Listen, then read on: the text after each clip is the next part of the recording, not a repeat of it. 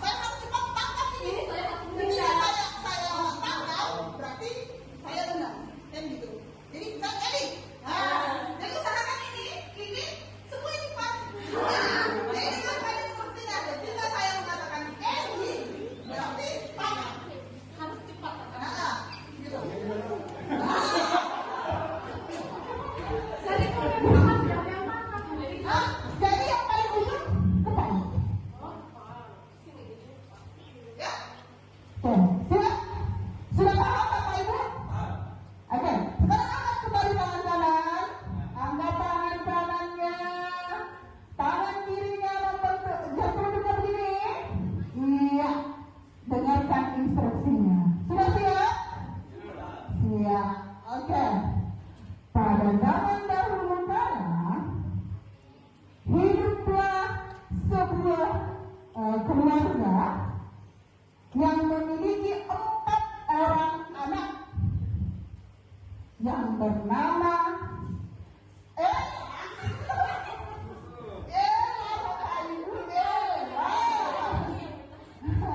siapa yang mau ditangkap? Kita ulang. 4 orang anak yang bernama Ella, Elo, Eli.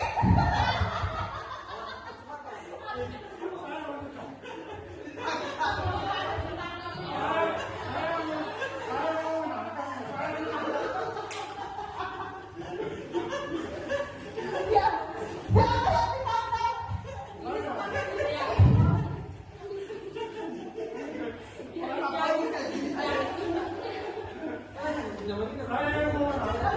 Jadi Bapak tangkap jantung itu saya dulu Mas. Oke. Jadi siapa yang ditangkap? Aku. Iya. Oke, kita ulang lagi ya. Oke, kita ulang lagi sekali lagi. Ya. Kita ulang lagi. Tadi 4 orang anak, Ella. Ini sama ya. Ella, Eli, Elo, dan Elu.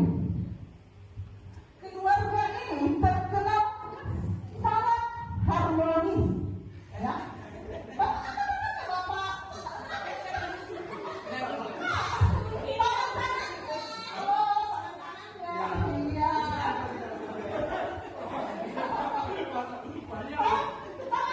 Bapak.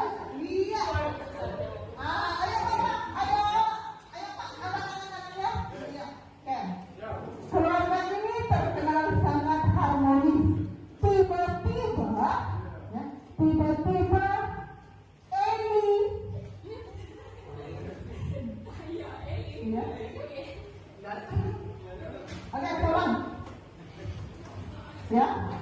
Keluarga ini terkenal dengan sangat harmonis. Tiba-tiba Ella pergi dari rumah. Hingga Elo, dan Eli.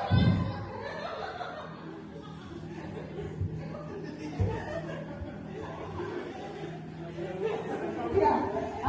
Siapa lagi yang ditangkap? Aku salah kurang konsentrasi ya. Kalau ini bercanda semua. Oke, terima kasih Bapak Ibu. Kita berdoa dulu.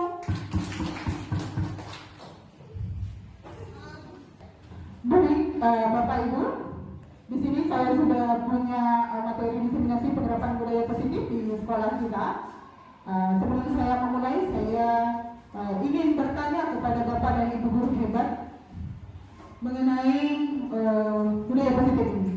Kira-kira ketika Bapak dan Ibu guru hebat mendengarkan kata budaya positif, apa yang terbesit di benak atau pikiran Bapak dan Ibu guru hebat?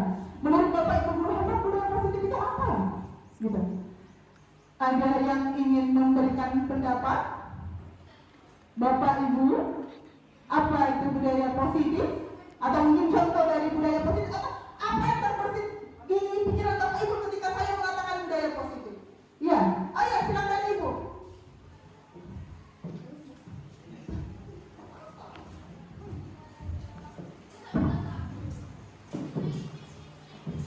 Ketika saya mendengarkan kata budaya positif,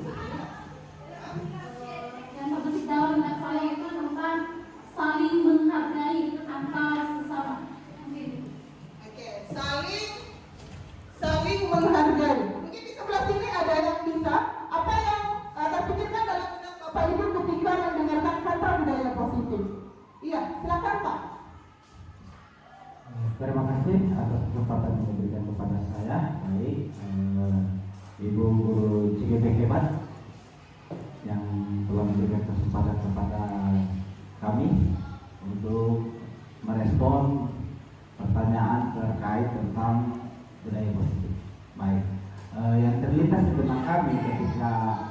positif disebut, maka yang pertama adalah kami tentu memahami terlebih dahulu makna kata budaya dan makna positif.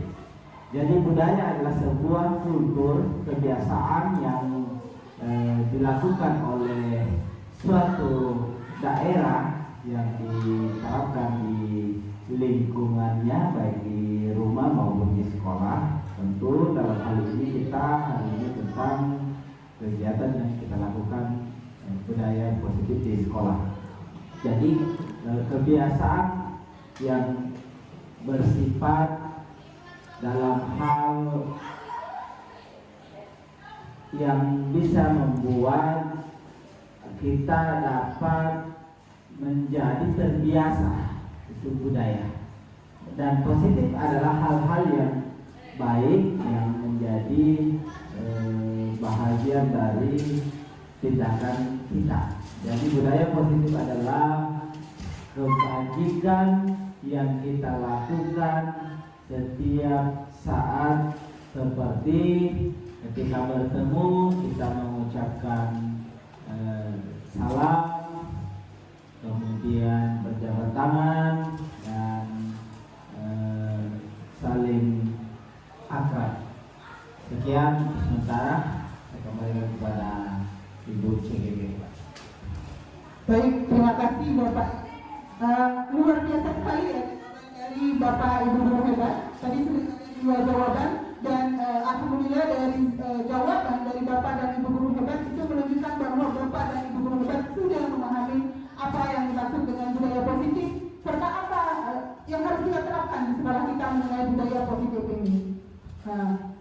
Sekarang, menurut Bapak Ibu, apakah budaya positif ini sangat penting untuk diterapkan di sekolah? Iya, sangat penting ya Bapak. Karena budaya positif ini sangat penting diterapkan di sekolah kita, karena untuk menumbuhkan motivasi intrinsik atau motivasi dalam diri, tidak hanya dalam diri kita sendiri, tetapi juga dalam lebih khususnya kepada murid-murid kita. Kenapa? Karena budaya positif ini ya tidak hanya penting untuk diterapkan dalam diri kita ya sebagai seorang guru, tapi penyebarannya itu untuk semua warga sekolah, tidak hanya gurunya, tidak hanya muridnya, tapi seluruh warga sekolah. Tujuannya untuk apa? Ya, tujuannya untuk apa? Tujuannya adalah untuk menciptakan murid yang berkarakter, murid yang bertanggung jawab, murid yang berakhlak mulia sesuai dengan yang dicita-citakan oleh Bapak Ki Hajar Dewantara, yaitu menciptakan murid yang memiliki karakter profil belajar Pancasila. Oke. Baik, Bapak Ibu masih semangat ya? Iya. Di sini sudah ada konsep inti budaya positif. Tadi saya sudah menjelaskan di awal bahwa materi ini saya akan bagi ke dalam dua sesi, yaitu sesi pertama dipaparkan oleh saya sendiri dan sesi kedua akan dipaparkan oleh rekan saya Ibu Nurmawati. Adapun yang akan saya paparkan pada sesi pertama yaitu perubahan paradigma belajar, disiplin positif, nilai kebajikan, kebutuhan dasar manusia, dan di sesi 2 yaitu motivasi perilaku manusia, posisi kontrol guru, keyakinan kelas, dan segitiga restitusi. Ini adalah beberapa konsep-konsep inti budaya positif atau yang kami pelajari pada modul 4 di pendidikan guru penggerak.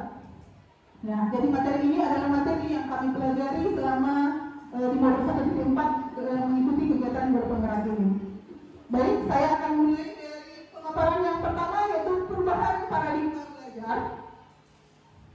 Perubahan paradigma belajar atau biasa juga disebut dengan pembelajaran dengan paradigma baru. Sebelum masuk ke materi, saya ingin bertanya lagi Bapak Ibu. Ya, saya ingin bertanya. Pembelajaran dengan paradigma baru. Bapak Ibu pernah pembelajaran berpusat pada guru, teacher center, dan pembelajaran berpusat pada murid atau student center. Pernah Bapak Ibu? Pernah? Pernah, oke, pernah ya? Nah, menurut Bapak Ibu, anggapan Bapak Ibu selama ini, ya, anggapan Bapak Ibu selama ini, pembelajaran yang berpusat pada guru atau teacher center dan pembelajaran yang berpusat pada murid student center ini seperti apa? Ada yang bisa memberikan pendapat? Bapak Ibu? Silakan.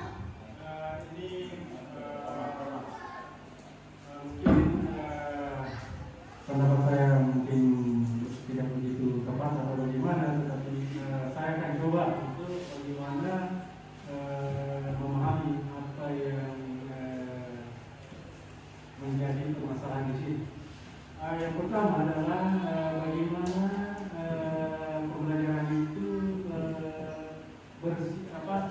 fokusnya pada guru atau pembelajaran itu bagaimana fokusnya pada siswa atau murid.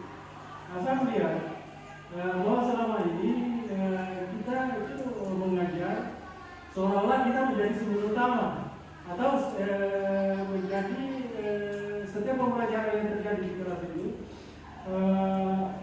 seolah-olah kita menjadi sumber satu-satunya begitu. Sementara sekarang ini kalau kita mau melihat sesuai dengan judulnya paradigma baru, artinya adanya perubahan, maka saya bisa merasakan bahwa pentingnya adanya perubahan cara mengajar. Melihat juga kesesuaian dengan situasi saat ini di mana perkembangan pendidikan, perkembangan pengetahuan masyarakat luar biasa, apalagi era digital, ya. Saya lihat bahwa siswa itu kadang sudah mulai lebih pintar dari gurunya mana. Kenapa? Karena mereka bebas menikmati namanya internet.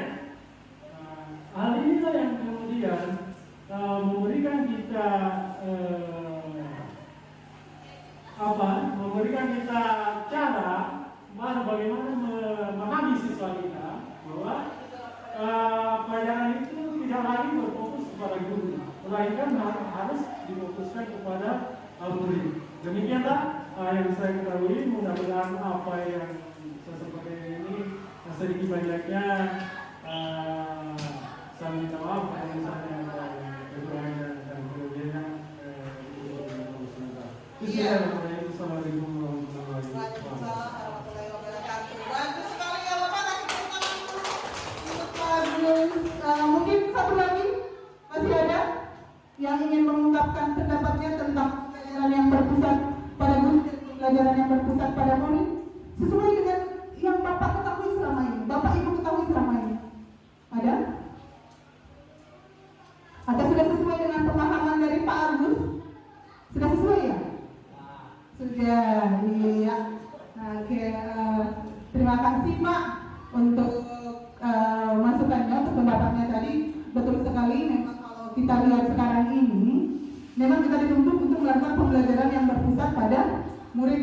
Tapi kalau kita lihat sekarang masih banyak, ya, masih banyak yang melakukan pembelajaran itu berpusat pada gurunya, yang seakan-akan menganggap bahwa guru ini satu-satunya sumber belajar, ya, satu-satunya sumber belajar. Padahal di luar sana disediakan sumber belajar yang luar biasa, yang banyak sekali yang bisa diakses dengan mudah. Itu ya Bapak Ibu. Gitu. Tapi kalau untuk di sekolah kita, saya pikir semua gurunya itu sudah menerapkan pembelajaran yang berpusat pada murid ya. Bagaimana Bapak Ibu? Sudah menerapkan pembelajaran yang berpusat pada murid atau belum? Insya Allah, alhamdulillah. Ya, jadi semuanya sudah menerapkan pembelajaran yang berpusat pada murid. Kemudian di sini berdasarkan prinsip pembelajaran berdiferensiasi, jadi selain menerapkan pembelajaran yang berpusat pada murid itu bisa dilakukan dengan pembelajaran berdiferensiasi. Pembelajaran berdiferensiasi ini bisa terjadi apabila ini harus dirasakan dulu. Misalnya pembelajaran berdiferensiasi itu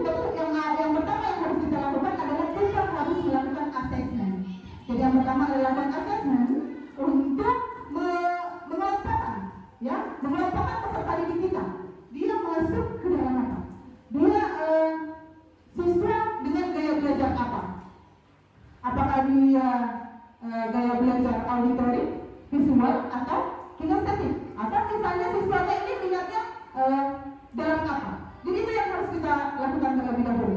Karena walaupun kita bilang, saya itu melakukan pembelajaran yang berpusat pada murid, saya sudah guru misalnya. Dalam anggapan Bapak Ibu Guru, saya sudah melakukan pembelajaran yang berpusat pada murid. Tapi kita tidak tahu kenapa. Mungkin anggapan kita seperti itu. Iya, selama ini murid yang saya aktifkan seperti itu. Tapi kita tidak pernah melakukan asesmen terlebih dahulu, mengelompokkan murid kita terlebih dahulu. Misalnya murid kita ini gaya belajar dia apa? Apakah auditory? Apakah dia visual? Atau apakah dia ini kinestetik? Itu yang harus pertama kita lakukan Bapak Ibu. Jadi sebelum melakukan pembelajaran berdiferensiasi harus melakukan dulu. Kemudian kenapa ini penting? Tadi seperti yang Pak Agus katakan bahwa saat ini kan kita berada di era digital, ya.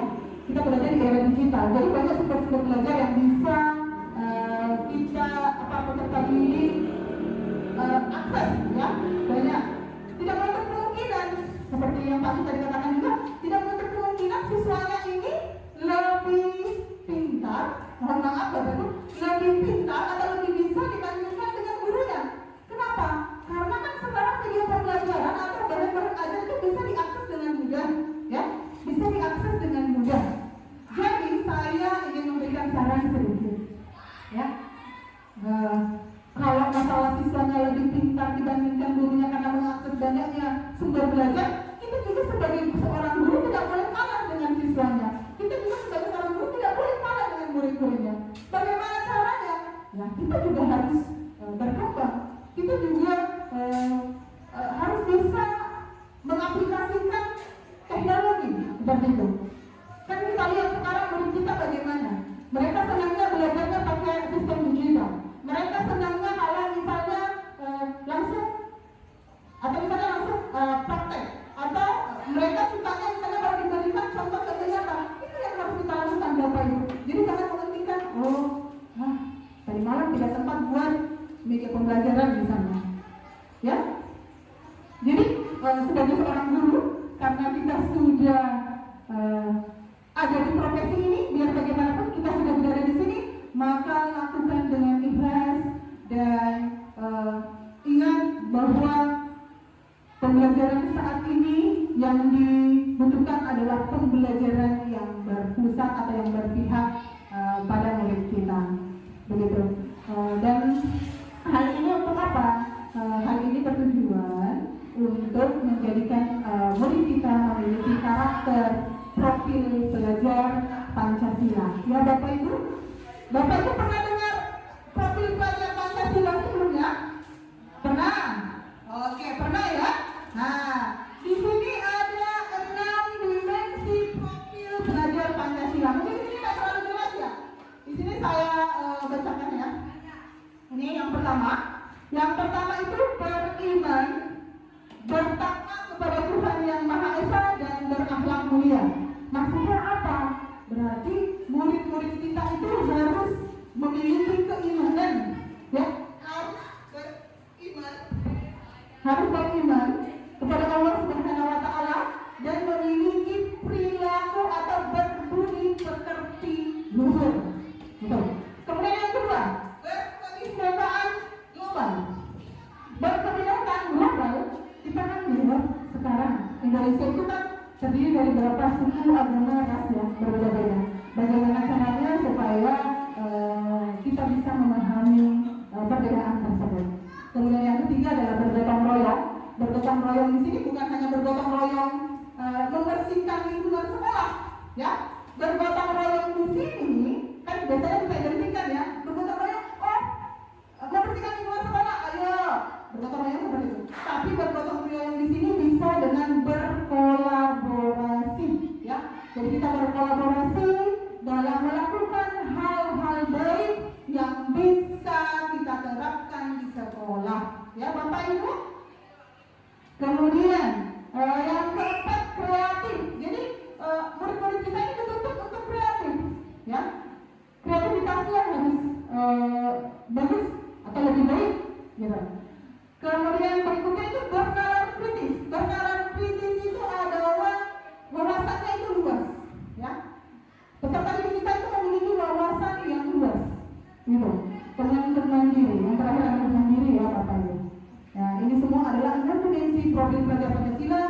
harus dimiliki oleh peserta didik kita. Tidak hanya peserta didik kita di sekolah ini, tetapi harus diterapkan oleh semua sekolah yang lain. Jadi bukan hanya sekolah kita, Bapak Ibu.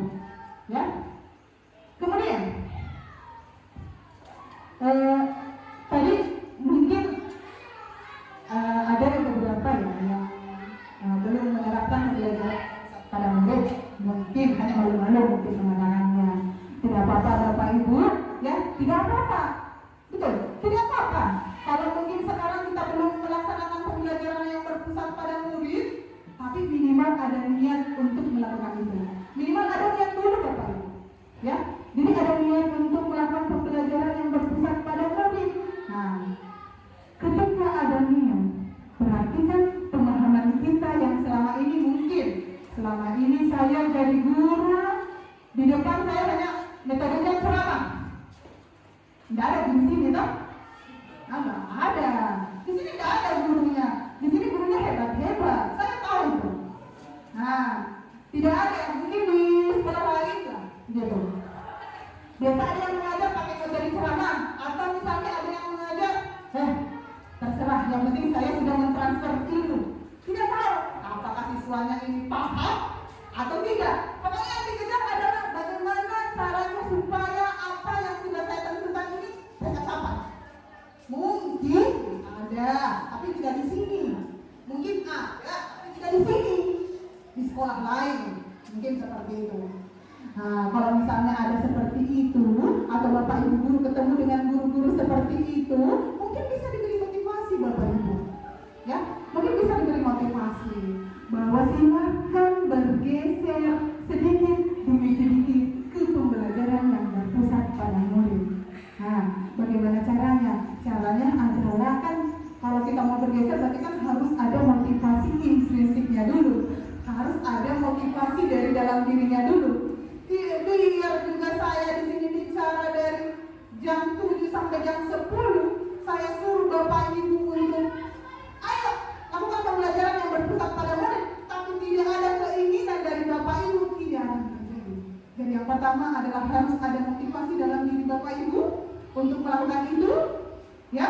Rubah mindset kita selama ini, ya Bapak Ibu. Rubah mindset kita selama ini yang selalu berada di posisi nyaman.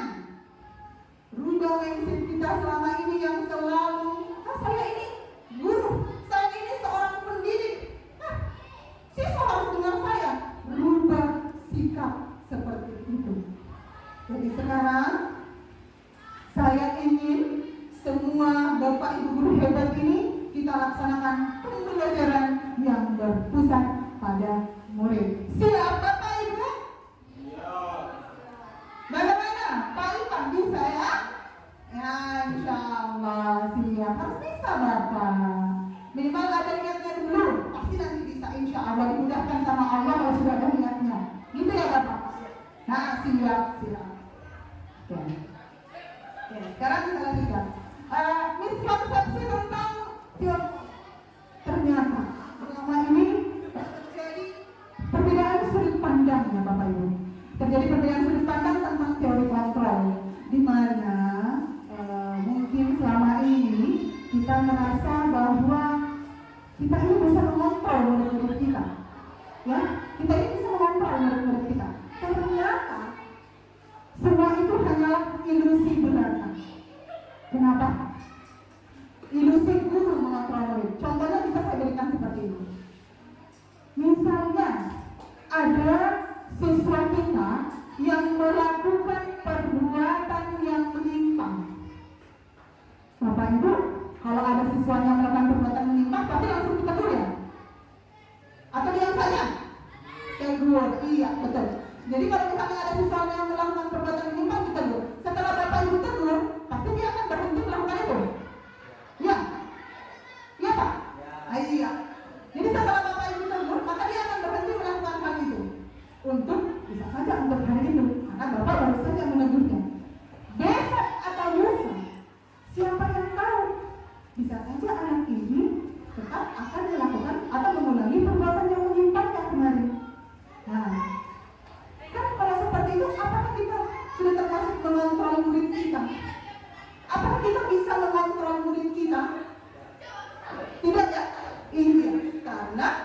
yang bisa mengontrol murid kita, yang bisa mengontrol pribadi kita atau individu itu adalah dirinya sendiri. Tidak ada yang bisa mengontrol orang lain. Bisa dikontrol, tapi hari ini, besok tidak bisa, karena tidak ada kesadaran dalam dirinya, ya Bapak Ibu. Nah, kemudian berikutnya adalah ilusi bahwa semua perbuatan positif efektif dan bermanfaat. Nah, mungkin ada di antara Bapak Ibu guru hebat biasanya suka memberikan reward atau hadiah kepada muridnya. Biasa ya? Apakah menurut Bapak Ibu ketika Bapak Ibu memberikan reward atau penghargaan kepada muridnya itu bermanfaat, sangat bermanfaat atau efektif? Tidak. Iya, betul sekali. Mungkin pada saat kita memberikan hadiah, iya, murid kita senang, bahagia. Wah, dapat hadiah dari ibu guru. Wah, dapat hadiah dari bapak guru. Nah, hari ini saya harus ikut pembelajaran dengan baik supaya dapat hadiah misalnya. Supaya saya dapat penghargaan dari bapak ibu guru. Iya, pada hari itu. Tapi hari-hari berikutnya, ketika misalnya bapak ibu guru tidak sempat memberikan hadiah, ketika kita memberikan perbuatan positif seperti penghargaan dengan memberikan hadiah atau reward, malahan itu yang akan merusak karakter murid kita secara perlahan tanpa kita sadari, Bapak Ibu. Nah, jadi kalau ada seperti itu bisa dirubah ya Bapak Ibu guru hebat? Bisa? Bisa. Nah, ilusi berikutnya adalah ilusi bahwa kritik, ya, kritik dan membuat rasa bersalah mampu menguatkan karakter. Nah, ternyata ini juga salah. Nah, ini biasa kita lakukan. Nah, ya, biasa kita membuat peserta didik kita merasa bersalah. Kita langsung menuduh peserta didik kita atau berkata kasar kepada peserta didik kita. Namanya kita manusia biasa ya Bapak Ibu. Ya, saya saja yang begini masih biasa, berkata kasar. Nah, namanya kita manusia biasa, kadang kita suka lupa, gitu. Ternyata ketika kita melakukan hal tersebut, sebenarnya itu juga sangat tidak bisa menguatkan karakter anak didik kita. Mungkin sampai mereka tua, sampai di masa depan nanti, mereka akan ingat siapa sih guru saya dulu waktu sekolah suka membentak saya, suka berkata kasar kepada saya. Dan hal itu bisa menjadi trauma bagi peserta didik kita, bagi murid-murid kita ke depannya dengan apa yang kita lakukan, ya. Kemudian yang terakhir adalah ilusi bahwa orang dewasa berhak memaksa. Ya, orang dewasa itu siapa? Kalau untuk di sekolah, orang dewasa itu adalah guru. Kita semua ini adalah orang dewasa. Pantaskah kita memaksakan kehendak kepada murid kita? Pantas atau tidak? Tidak pantas, ya. Tidak pantas ya Bapak. Kita tidak pantas untuk memaksakan kehendak kita kepada murid kita, ya. Atau contohnya seperti ini. Misalnya, ini contoh ya Bapak Ibu, jangan diambil hati. Contoh, contohnya misalnya seperti ini. Misalnya Bapak kepala sekolah misalnya memberikan informasi kepada kita guru-gurunya bahwa Bapak dan Ibu guru harus datang ke sekolah tepat waktu. Misalnya, kepala sekolah mengatakan bahwa Bapak dan Ibu guru harus datang tepat waktu ke sekolah. Mungkin pada saat Bapak kepala sekolah masih berada di sekolah, mungkin Bapak sekolah juga setiap harinya datang tepat waktu. Jam 7 sudah ada di sekolah. Nah, guru-gurunya juga ikut. Jam 7 berarti saya juga harus ada di sekolah. Pak KS sudah datang jam 7 ini. Saya harus datang jam 7. Nah, tapi tiba-tiba hari berikutnya Pak KS ini tiba-tiba ada di kelas luar. Nah, Pak KS ada tiba-tiba ada di kelas luar. Atau ada pelatihan, atau ada misalnya urusan mendadak. Tidak datang ke sekolah. Gurunya tahu. Dan biasanya kalau begitu izin dulu ya sama Bapak Ibu gurunya. Gurunya tahu. Pak KS hari ini tidak datang ke sekolah. Nanti jam 8 baru masuk. Misalnya, ini contoh ya Bapak Ibu. Jadi ilusi bahwa orang dewasa itu berhak memaksakan kehendak itu sebenarnya tidak Iya, melakukan. Tapi kali berikutnya siapa yang bisa mengontrol kalau bukan kita sendiri? Jadi kembali ke motivasi intrinsik atau kembali ke mindsetnya Bapak Ibu guru kita. Siap untuk berubah? Siap Bapak Ibu untuk berubah? Siap untuk meninggalkan hal-hal buruk yang selama ini kita lakukan? Insya Allah siap. Alhamdulillah. Iya. Nah, ya Bapak Ibu, luar biasa sekali materi kita hari ini ya. Oke, kita lanjutkan. Ini mengubah paradigma stimulus respon ke pendekatan teori kontrol. Nah, ternyata ini juga harus dirubah. Yang selama ini stimulus respon harus dirubah menjadi teori kontrol. Di mana stimulus respon yang pertama di sini adalah realitas atau kebutuhan kita sama. Anggapannya selama ini ya, realitas atau kebutuhan kita sama. Kalau berdasarkan teori kontrol, realitas atau kebutuhan kita berbeda-beda. Itu yang harus kita yakini. Di ruangan ini, saya yakin kebutuhan Bapak dan Ibu ini pasti berbeda-beda. Ya, kebutuhan Bapak Ibu berbeda kan?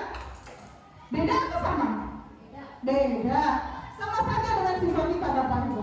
Misalnya di kelas, mereka satu kelas, mereka berada di kelas 7, mereka berada di kelas yang sama, mereka mendapatkan pelajaran yang sama, mereka duduk di tempat yang sama, ya, dengan guru yang sama, tapi kebutuhannya berbeda Bapak Ibu. Ya, itu yang harus kita yakini. Jadi jangan menganggap semua kebutuhan itu sama. Gitu. Kemudian yang kedua, semua orang melihat hal yang sama untuk stimulus respon. Yang teori kontrol bahwa setiap orang memiliki gambaran yang berbeda. Sama tadi seperti di awal, kebutuhan saja berbeda, ya. Kebutuhan kita saja berbeda-beda. Berarti kita juga tidak boleh memberikan, kita harus memiliki gambaran juga yang berbeda-beda kepada semua orang. Tidak boleh disamakan Bapak Ibu, ya. Sama dengan siswa kita, berarti harus diperlakukannya juga berbeda-beda, ya. Jangan sesuai keinginan kita. Ya, jadi harus sesuai dengan bakat dan minat murid-murid. Kemudian berikutnya, untuk stimulus respon, kita mencoba mengubah orang agar berpandangan sama dengan kita. Jangan coba-coba Bapak Ibu, ya, mencoba mengubah orang agar memiliki pandangan yang sama dengan kita. Itu tidak bisa kita lakukan. Sangat susah untuk mengubah pandangan orang lain, Bapak Ibu. Ya, kita tidak bisa mengubah pandangan orang lain. Makanya di sini kita berusaha memahami pandangan orang lain. Jadi jangan merubah pandangan orang. Nah, jangan mau merubah pandangan orang, tapi berusahalah untuk memahami pandangan mereka seperti apa. Nah, oke. Berikutnya, perilaku buruk dilihat sebagai suatu kesalahan. Ini yang paling sering kita lakukan. Perilaku buruk, perilaku menyimpang, selalu kita anggap suatu kesalahan tanpa kita tahu bahwa sebenarnya ketika seseorang melakukan perilaku menyimpang atau ketika murid kita melakukan perilaku menyimpang, ada satu tujuan yang ingin mereka capai. Ya, ada satu tujuan. Kenapa? Bisa saja murid kita melakukan perilaku menyimpang karena apa? Misalnya, guru kayaknya kurang memperhatikan saya. Biasa ya, anggapannya siswa. Kita kan tidak tahu apa yang mereka pikirkan. Kayaknya ini, misalnya Pak Ipang ini kayaknya ini kurang memperhatikan saya. Misalnya ada siswa yang beranggapan seperti itu Pak. Biasa. Saya melakukan ini tuh supaya dilihat Pak Ipang ini bisa memperhatikan saya misalnya. Itu. Jadi kalau misalnya siswa yang membuat kesalahan Bapak Ibu, jangan langsung diberikan hukuman. Tapi ditanya dulu. Nah, tadi kenapa kamu melakukan ini? Nah, jadi jangan langsung sedikit-sedikit hukum, sedikit-sedikit hukum. Ya, jangan seperti itu ya Bapak Ibu. Nah, itu yang harus kita ubah karena itu semua perilaku itu memiliki tujuan. Nah, jadi jangan langsung memberikan hukuman.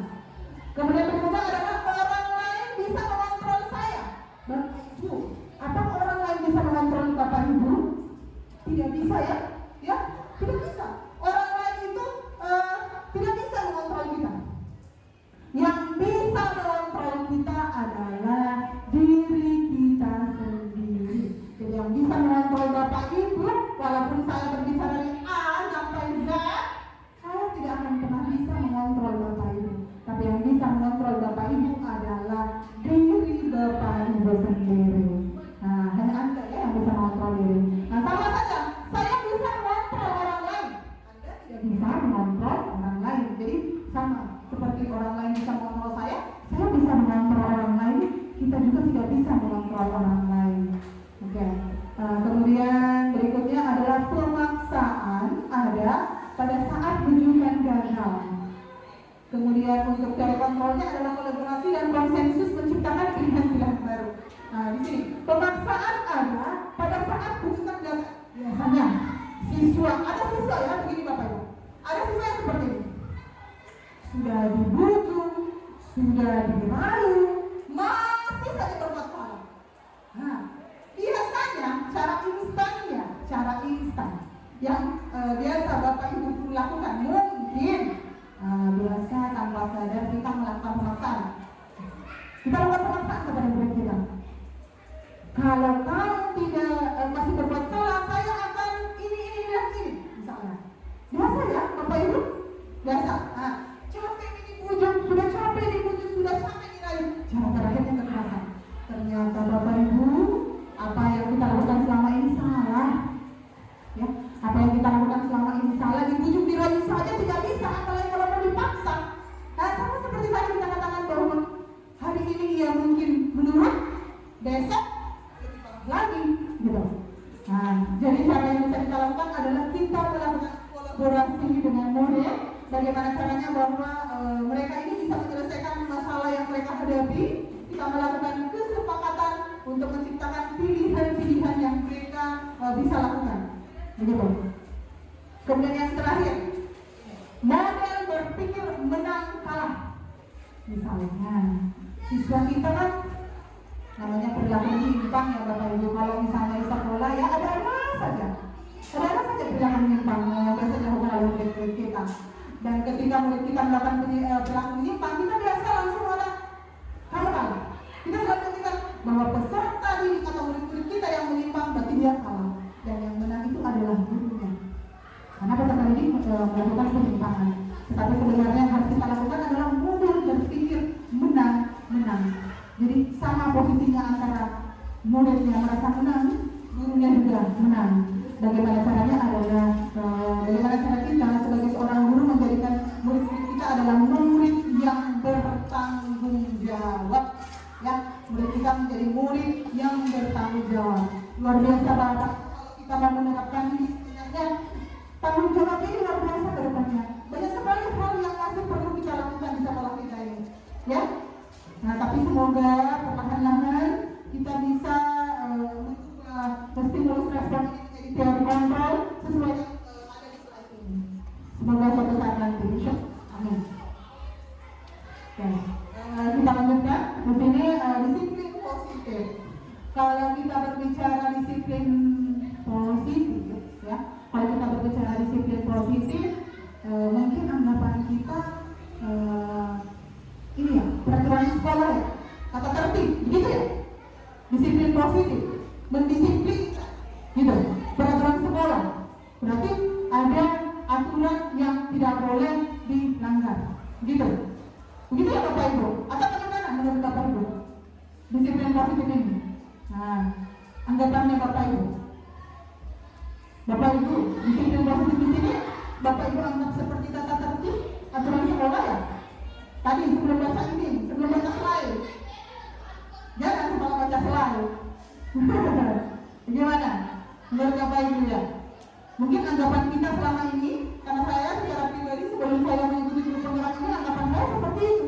Bahwa disiplin positif itu adalah seperti tata tertib, ada aturan, berarti ketika dilanggar akan ada hukuman yang kita dapatkan. Ternyata tidak seperti itu Bapak Ibu. Disiplin itu berasal dari kata disiplin yang artinya belajar. Disiplin itu mengacu pada disiplin diri yang memiliki tanggung jawab terhadap apa yang dilakukannya berdasarkan nilai-nilai yang kita yakini. Jadi nilai-nilai yang Bapak Ibu guru yakini. Kemudian disiplin positif ini merupakan salah satu cara penerapan disiplin yang bertujuan untuk menumbuhkan kesadaran serta memberdayakan murid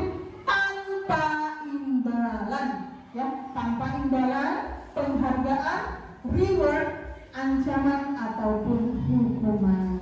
Jadi tidak ada faktor eksternal, tidak boleh, tidak ada ya Bapak Ibu untuk menciptakan disiplin positif ini tidak ada faktor eksternal. Yang ada itu adalah faktor internal. Jadi mungkin yang selama ini karena mau mendengarkan atau mau melakukan mau disiplin karena selama ini sering diberi hadiah, sering diberi penghargaan, makanya mau mendengar begitu. Selama ini mari kita tinggalkan hal-hal yang seperti itu. Mari kita tanamkan kepada murid-murid kita, berikan motivasi kepada murid-murid kita bahwa tidak akan pernah berubah jika bukan mereka yang ingin berubah.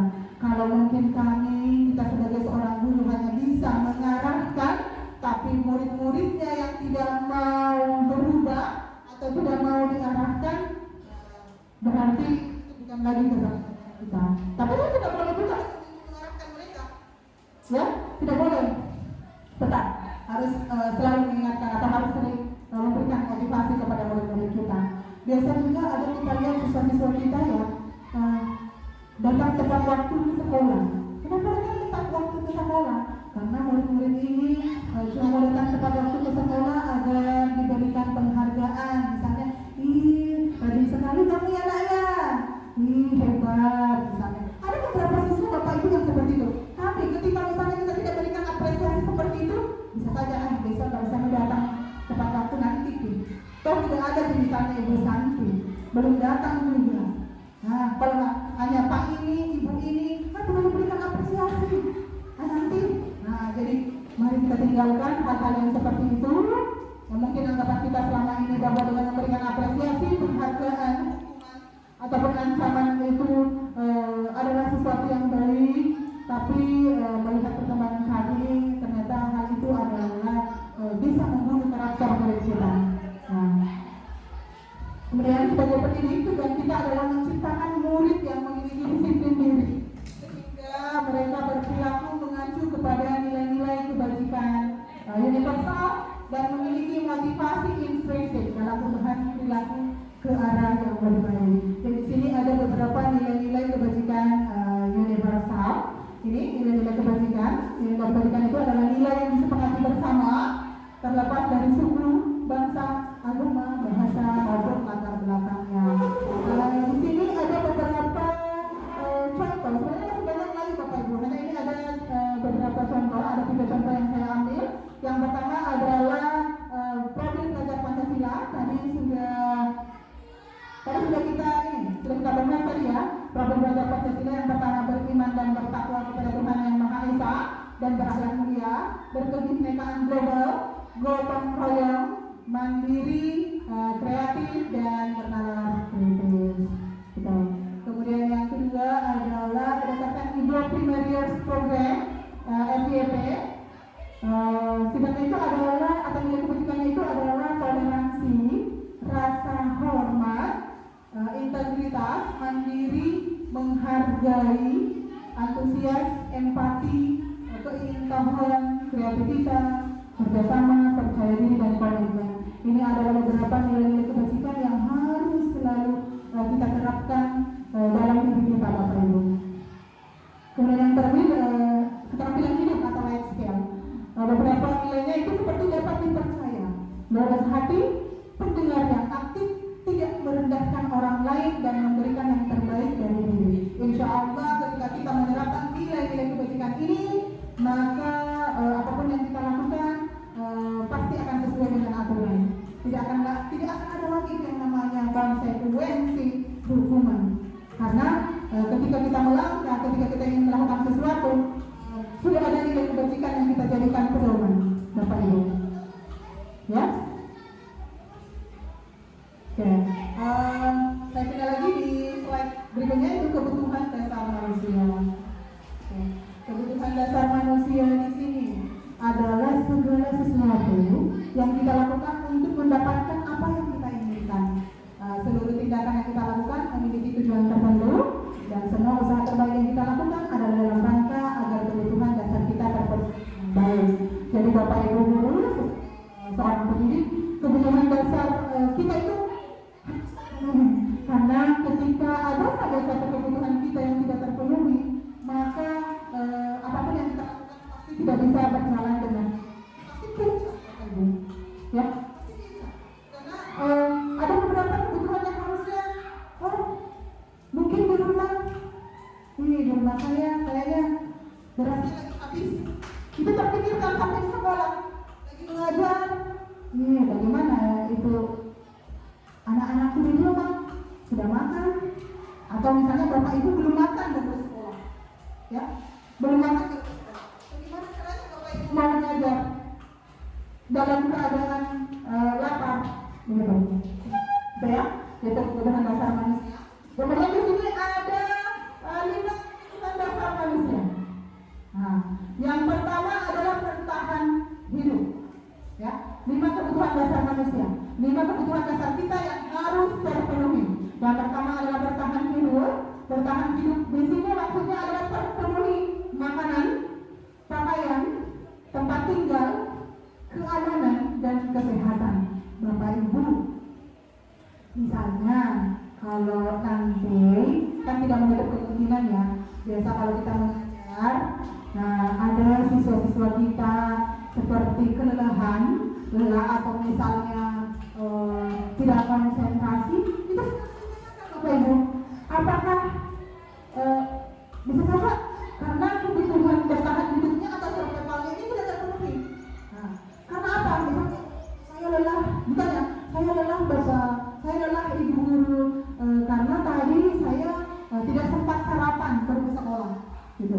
Jadi kita harus memahami, jangan langsung kapan keluar misalnya, jangan seperti itu. Tapi dekati murid kita, ya, dekati murid kita, tanyakan kenapa mereka bisa seperti itu. Atau misalnya ada murid kita yang ketika kita mengajar, sering kita dapati murid kita kayak ngantuk. Nah, ada ya?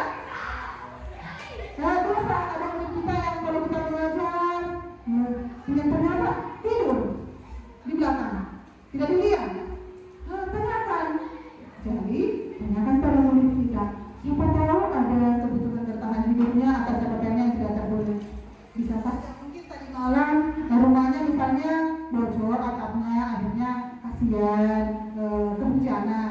Jadinya kan tidurnya juga sebenarnya seperti itu Bapak Ibu. Jadi jangan langsung menghukum. Gitu. Kemudian yang kedua, kasih sayang dan rasa diterima. Di sini kebutuhan yang harus dipenuhi rasa diterima, diperbolehkan, berbagi, kerjasama, menjadi bagian dalam kelompok. Nah, ini biasa Bapak Ibu lakukan. Misalnya kalau dalam kegiatan pembelajaran, kita biasanya kan melakukan diskusi kelompok ya Bapak Ibu. Biasa lakukan diskusi kelompok, biasa ya. Ketika kita melakukan diskusi kelompok, namanya siswa kita berkelompok, biasa ada siswa-siswa yang misalnya saya tidak aktif, ya. Mereka ini tidak aktif mungkin karena merasa dia ini misalnya satu kelompok ini tidak akrab, merasa tidak dipedulikan, atau mungkin dia merasa kayaknya saya tidak cocok dengan job ini. Makanya itu semua perlu diperhatikan Bapak Ibu. Kenapa? Ada apa? Sehingga dia tidak bisa aktif dalam kelompoknya. Itu yang harus kita lakukan. Jadi jangan langsung kelompok itu tidak.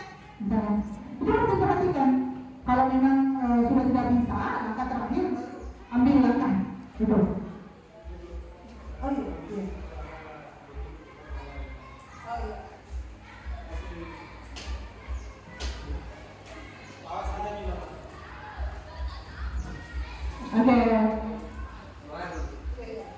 Oke, kita lanjut Bapak Ibu. Yang ketiga itu adalah penguasaan. Jadi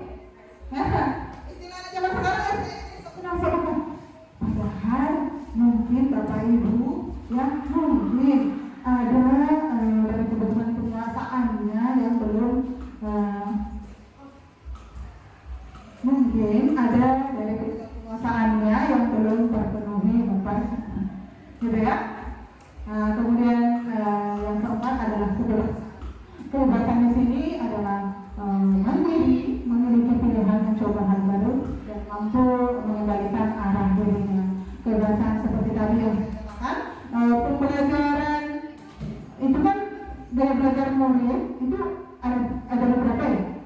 Misalnya ada yang apa tadi? Auditori, ada yang kinestesi, ada yang visual. Bisa sampai ketika Bapak Ibu guru misalnya metodenya menjelaskan misalnya, kita menjelaskan di dalam rumah. Si anak yang ini biasanya tidak memperhatikan kita, dia bosan, ya, bosan dengan apa yang kita lakukan. Dia bosan dengan apa yang kita lakukan Bapak Ibu. Nah, harusnya mungkin kita bisa melakukan hal lain. Jadi dia merasa kebebasannya ini kita renggut. Nah, kebebasannya ini kita renggut Bapak Ibu. Kemudian yang terakhir adalah kesenangan atau kebebasannya itu adalah bermain, humor, antusiasme dan tertawa. Ketika kita biasanya melakukan pembelajaran, kita lakukan pembelajaran yang kita belajar sambil bermain. Biasanya kalau kita melakukan pembelajaran, belajar sambil bermain, murid-murid kita itu akan senang, bahagia. Ketika mereka senang dan bahagia, maka pasti ilmu yang kita berikan, ilmu kita melakukan pembelajaran, kita akan memperhatikan atau mendengarkan kita. Betul. Jadi harus diberikan kesenangan, Bapak Ibu. Atau bagaimana Bapak Ibu? Mungkin ada yang ingin berbagi pengalaman lah tentang masalah-masalah apa yang selama ini Bapak Ibu hadapi di kelas-kelas kita. Ada? Mungkin ingin berbagi pengalaman? Ada yang ingin berbagi pengalaman tentang permasalahan apa yang selama ini Bapak Ibu belum dapatkan di kelas kita mengenai 5 kebutuhan dasar manusia ini? Ada atau tidak? Atau semua muridnya ini bagus-bagus semua? Tidak ada ibu, tidak ada yang bermasalah kalau murid-murid saya. Insya Allah aman, alhamdulillah. Karena dengan berhidup sesi satu ini berarti kita juga pemaparan materi saya tentang budaya positif di sesi satu ini dan akan dilanjutkan oleh rekan saya Ibu Nurmawati. Dengan ini saya silakan. Bismillahirrahmanirrahim. Terima kasih atas kesempatan yang diberikan kepada saya untuk melanjutkan pemaparan diseminasi budaya positif yang telah diberikan dari Ibu Nurmawati. Baik, di sini saya akan melanjutkan materi yaitu motivasi perilaku manusia.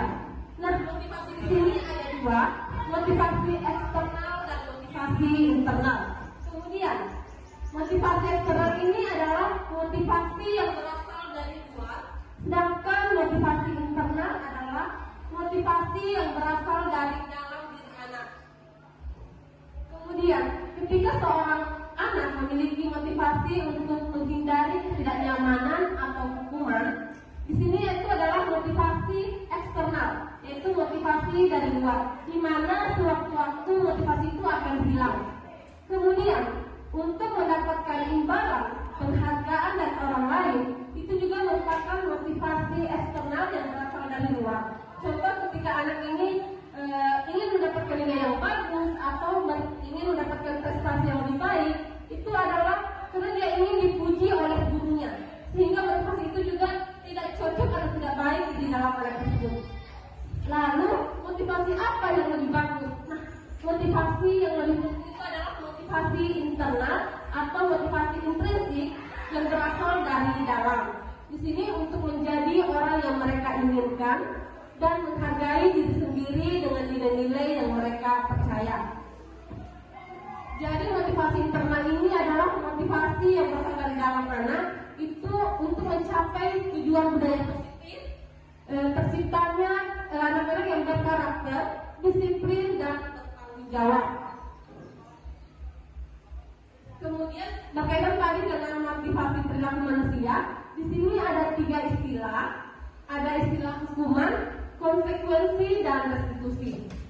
Nah, mungkin Bapak Ibu di sini dari istilah ketiga ini, hukuman dan konsekuensi itu tidak asing lagi ya. Nah, ada kata istilah restitusi. Nah, istilah restitusi ini adalah istilah yang baru ditemukan.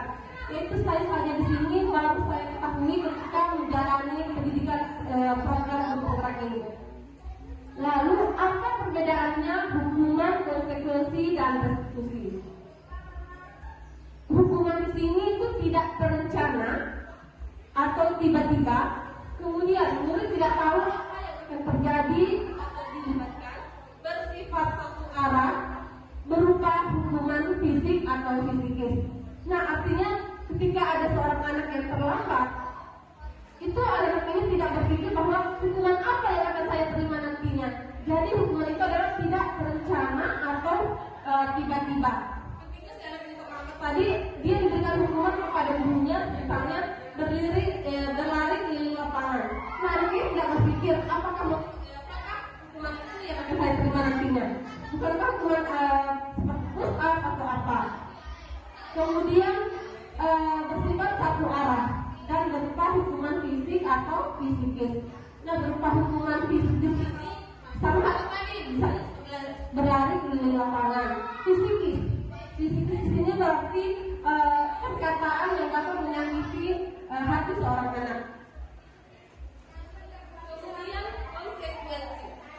konsekuensi di sini terencana atau disepakati sesuai peraturan. Kemudian murid tetap dibuat tidak nyaman, sikap guru selalu memonitor murid.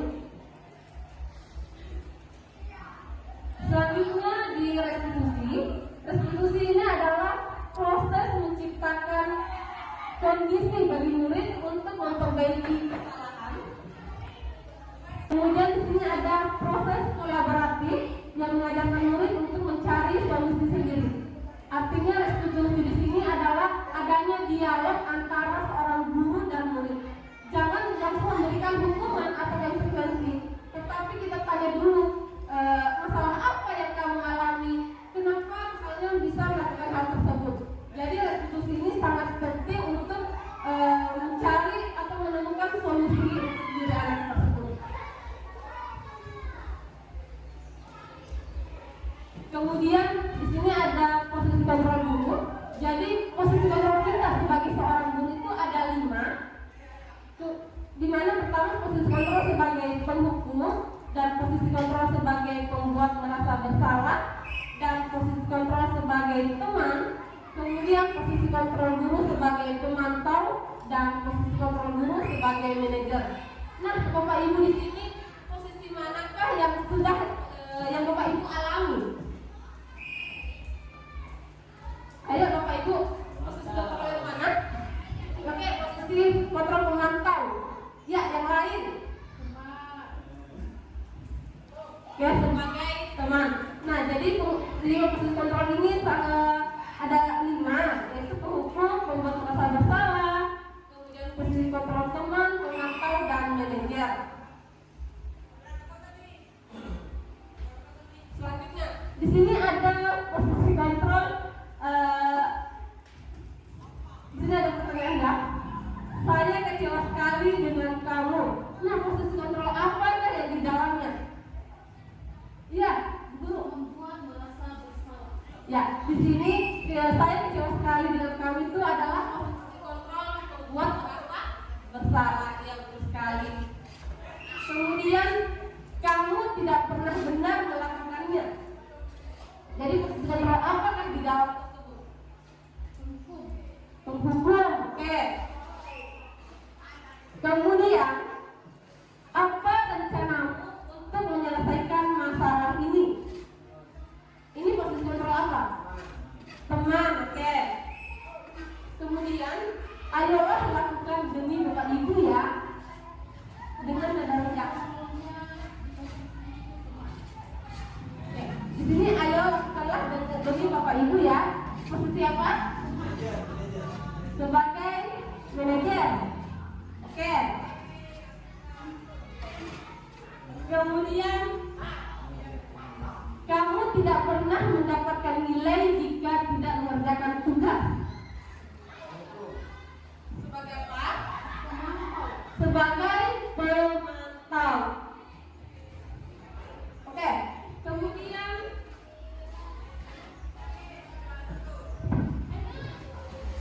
lanjut di sini saya tidak tuliskan lagi, tetapi saya ingin memicu pendapat Bapak Ibu. Mengapa keyakinan kelas? Mengapa bukan peraturan kelas? Ayo, ada yang bisa memberikan pendapatnya?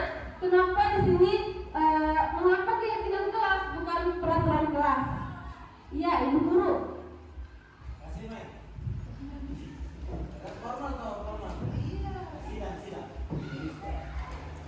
Bismillahirrahmanirrahim. Baik, saya akan menjawab pertanyaan, yaitu mengapa keyakinan kelas dan mengapa bukan peraturan kelas.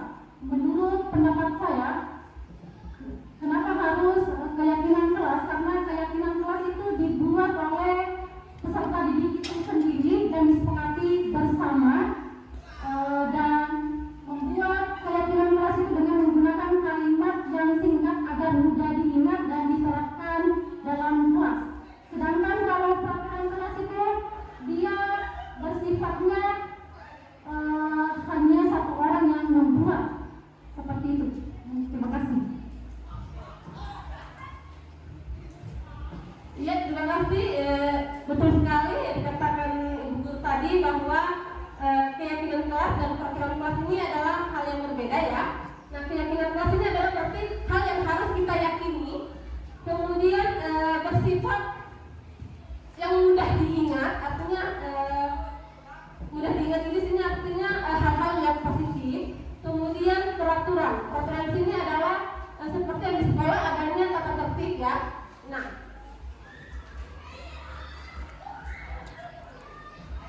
kemudian apakah di sini Bapak Ibu sudah membuat keyakinan kelas? Oke, sudah. Apakah itu sudah sesuai dengan pembentukan keyakinan kelas? Di sini ada yang bersifat abstrak, kemudian berupa pernyataan universal, dibuat dalam pernyataan positif, sedikit saja agar mudah diingat, sesuai dengan kondisi kelas dan sekolah sehingga mudah diterapkan. Semua warga sekolah atau warga kelas dilibatkan saat membuat keyakinan kelas. Jadi dalam pembentukan keyakinan kelas ini itu yang pertama bersifat abstrak, artinya boleh berkreasi atau secara umum semua siswa. Kemudian berupa pernyataan universal, artinya memiliki nilai-nilai kebajikan di dalamnya. Kemudian dibuat dalam pernyataan positif, artinya tidak menggunakan kalimat negatif. Misalnya tidak boleh,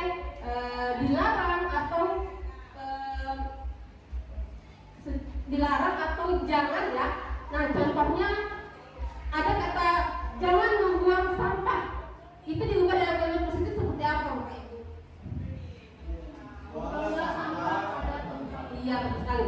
Jadi kata jangan tadi itu kita ubah menjadi buanglah sampah pada tempatnya atau jagalah kebersihan. Kemudian menggunakan kata-kata yang mudah diingat, tidak usah terlalu panjang seperti peraturan kelas. Selanjutnya sesuai dengan kondisi kelas dan sekolah sehingga mudah diterapkan. Jadi apa yang telah diyakini, yang telah kita buat kesepakatan bersama itu agar mudah diingat, itu menjadi tanggung jawab seorang anak. Kemudian dalam keyakinan kelas ini semua warga sekolah atau warga kelas itu dibuat secara bersama-sama untuk disepakati. Kemudian masih berkaitan dengan perilaku manusia tadi, di sini ada segitiga restitusi. Nah, segitiga restitusi ini adalah suatu proses dialog yang dijalankan oleh guru agar dapat menghasilkan murid yang mandiri dan bertanggung jawab. Kemudian ada 3 tahapan di dalamnya. Yang pertama menstabilkan identitas, yang kedua validasi tindakan yang salah, dan yang ketiga menanyakan keyakinan.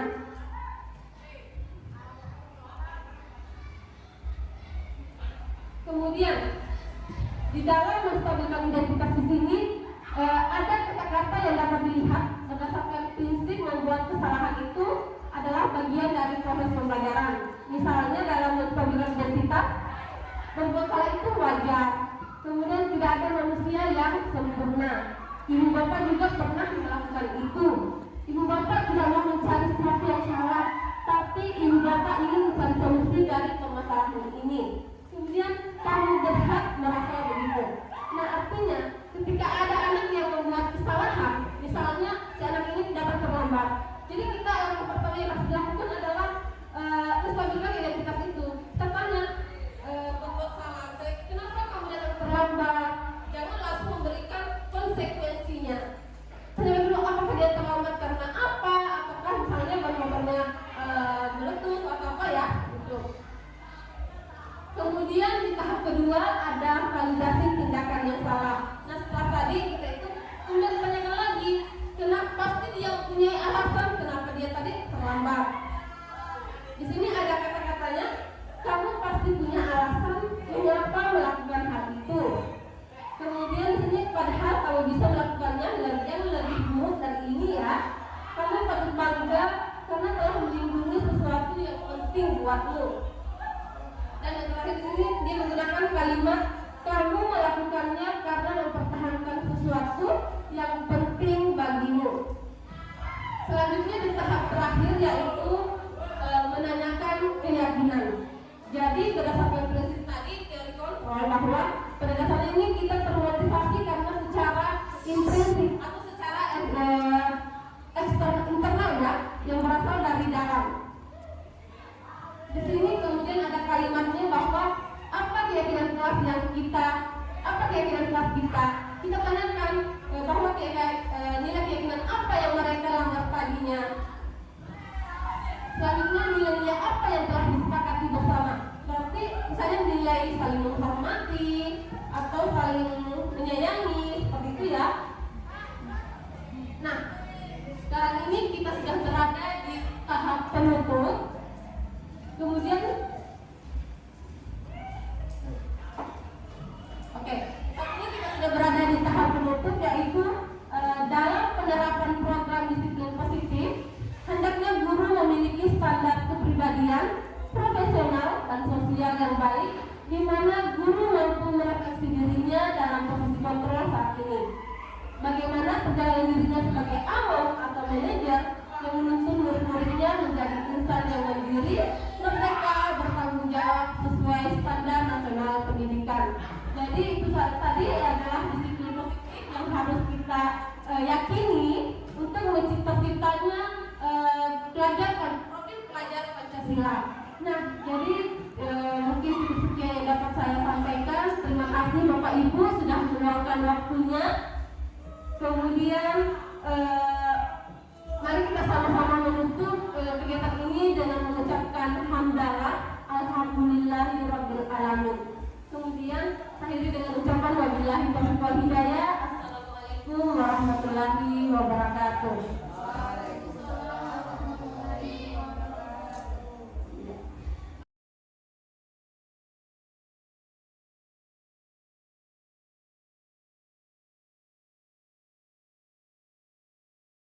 Bismillahirrahmanirrahim. Assalamualaikum warahmatullahi wabarakatuh. Waalaikumsalam warahmatullahi wabarakatuh. Oke, bagaimana kabarnya hari ini? Alhamdulillah sehat, Bu. Oke, alhamdulillah. Ya, hari ini kita akan membuat keyakinan kelas. Apakah sebelumnya anak-anakku sekalian sudah pernah dengar keyakinan kelas? Pernah, Bu. Pernah? Pernah ya? Yang lainnya bagaimana? Pernah? Belum. Ya, oke, sudah ada yang pernah dan masih ada yang belum ya? Iya, oke. Jadi di sini Ibu Guru akan jelaskan terlebih dahulu apa yang dimaksud dengan keyakinan kelas. Ya. Sekarang Ibu Guru tanya. Kalau misalnya kita di sekolah kan ada namanya peraturan sekolah ya? Iya. Ada tata tertib. Iya, tata tertib. Sudah tahu tata tertibnya sekolah? Sudah. Ada ditempel di sana ya? Iya. Kalau keyakinan kelas ini hampir sama dengan peraturan. Atau hampir sama dengan tata tertib sekolah ya, seperti biasa yang kalian lihat. Tapi itu kan di sekolah. Ini kita buat di dalam kelas. Iya.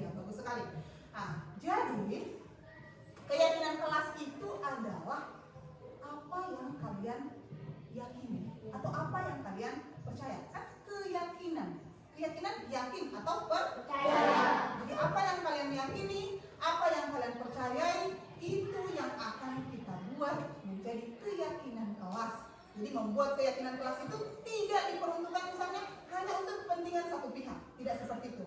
Tapi membuat keyakinan kelas adalah sama-sama menguntungkan. Menguntungkan untuk muridnya sendiri dan menguntungkan juga untuk umumnya. Jadi dengan adanya keyakinan kelas nanti, karena kalian dengan sadar membuat keyakinan kelas ini, kalian tulis apa yang ingin kalian sepakati bersama, ya. Jadi kalian tahu, oh saya tulis seperti ini.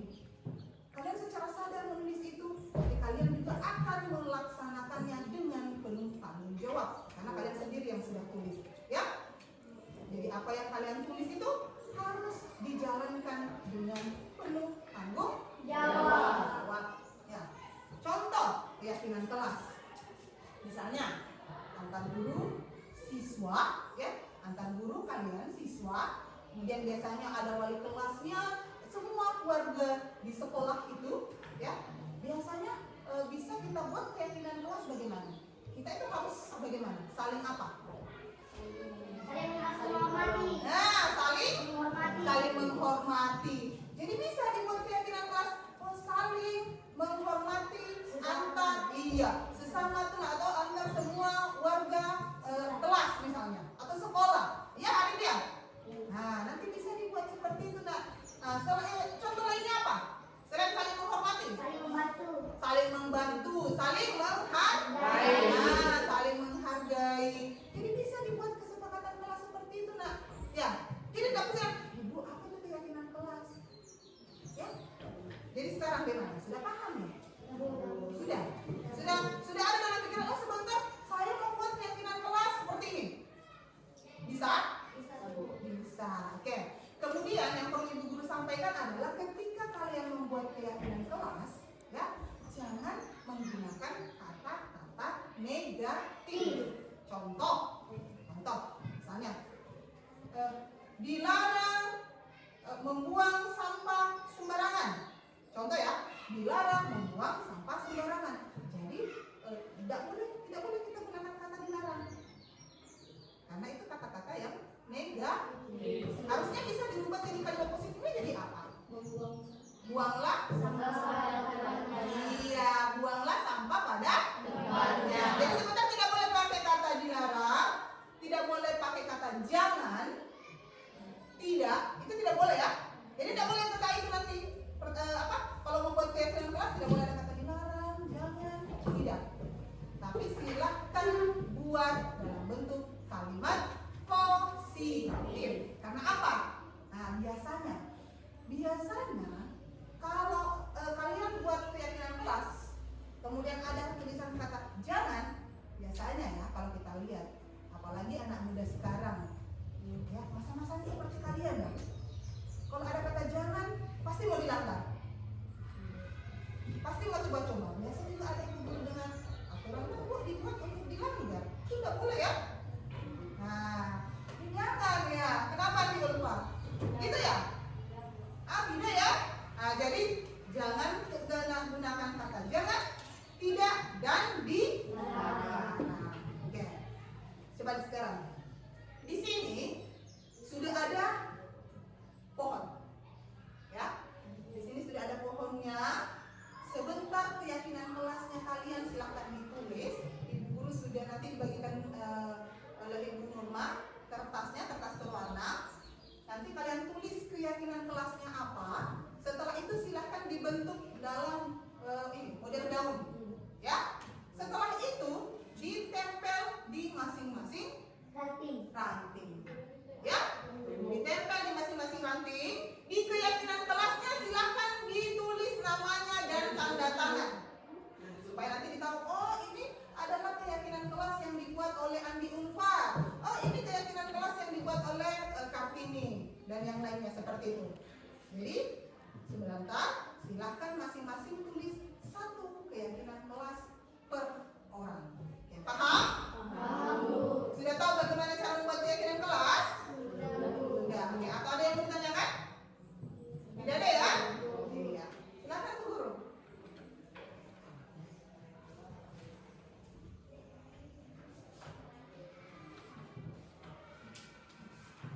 Silakan diambil alat tulisnya, pulpennya, guntingnya. Silakan.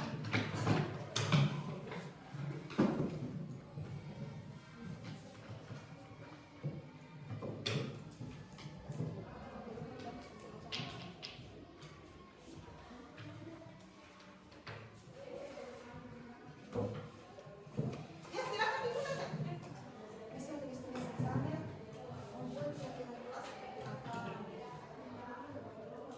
Nanti bisa kayak dalam dua bisa nanti daunnya saya biar bisa salah benar itu dulu jadi kalau Gambar dulu daunnya. supaya nanti di tengahnya ini diisi ditulisi kenapa iya gambar dulu daunnya bisa ada yang besar kalau daun kalau kita lihat di ranting itu kan nggak selalu daunnya besar Kan? Gambar daun dulu buat sketsanya. ya buat dulu daunnya.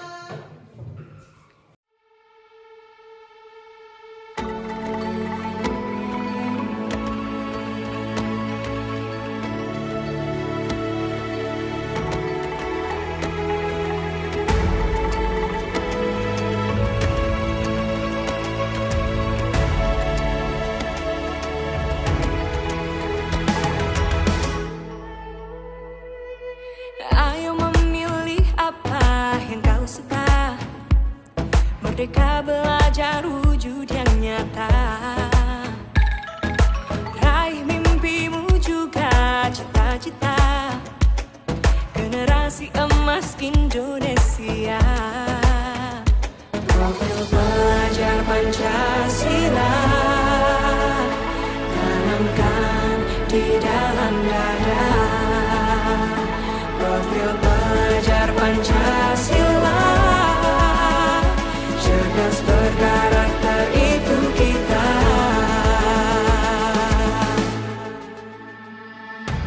Beriman dan bertakwa pada Tuhan yang Maha Esa.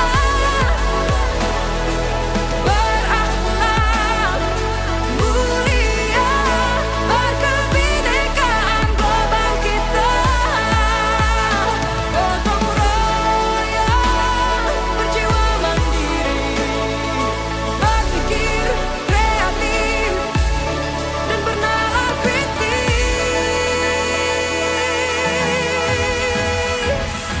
Perbedaan bukan suatu halangan untuk kita saling bergandeng tangan. Bhinneka Tunggal Ika, semboyan negeri kita yang harus kita jaga bersama. Profil pelajar Pancasila tanamkan di dalam dada.